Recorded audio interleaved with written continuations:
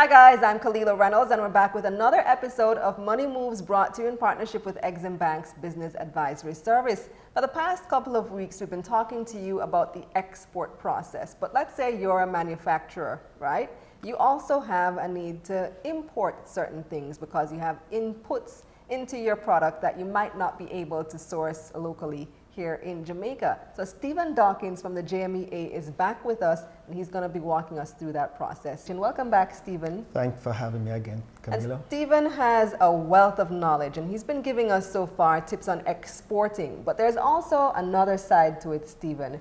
Manufacturers also need to import certain parts of the process, certain parts of the materials that they need to make these goods that they eventually are going to export. So how does that process work? Is it a lot different from the export process? Importing is far different from exporting. The process is far more simpler than it is for exporting. And just to make it as straightforward as possible, you probably need 3 documents, pieces of paper to import an item.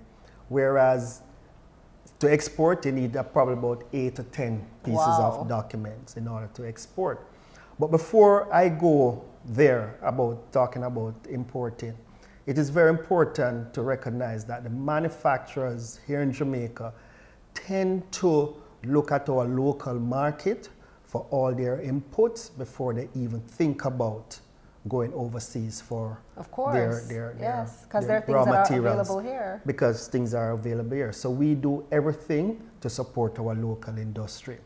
But having said that, there are items that manufacturers do need to have in their input. The raw materials from different flavors, from different equipment that is required, and so on. So imports of raw material varies considerable.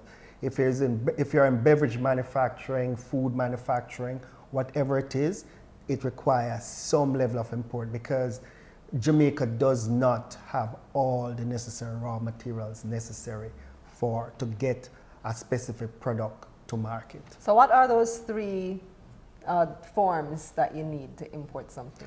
Well, generally, the person you're buying from it, you need an invoice. Then you need the import license, and the import license varies depending on what you are actually bringing into the country to manufacture. And you need your bill of lading, generally speaking. What's that? That's shipping document that the shipper gives you that outlines what is in the containers and the price of the shipping cost of that. So that's your bill of lading. And then you need to, once your goods are on ports here, you need to pay customs.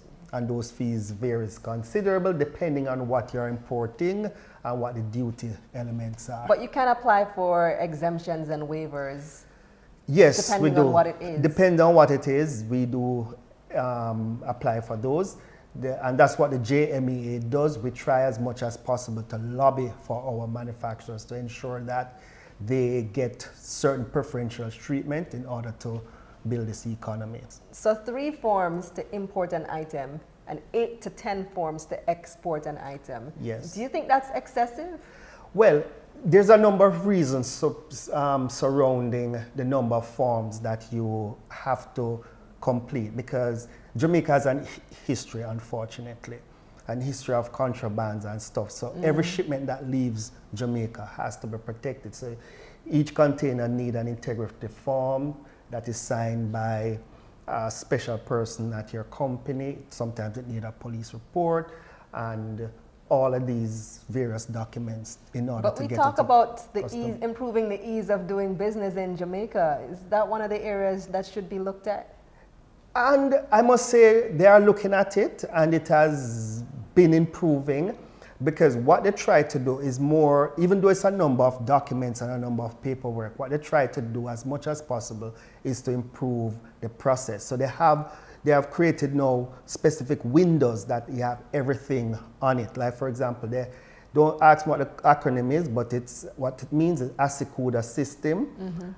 you can research that. That's the custom system. Custom system that they have introduced. So you have that. So you are able to process your documents a lot faster, because whereas you used to have to physically go on the port to process your document, you no longer have to do that. All that can be done online. And what they are trying to do now is to get everything online, all the processes through a trade information portal, all the processes, all the documentation, all the fees, everything. So you can just sit at your desk and just, input all that information to get your goods out. On average, how long does it take to get your goods into the country and out of the country? Well, transit time depends on where you're coming from, right, into Jamaica. The thing is that from once the container lands at port, it can be a same day element, because the port, the customs also facilitate same day service, in that all the containers are not necessarily stripped on port. It's sometimes randomly checked and go to your warehouses and stuff.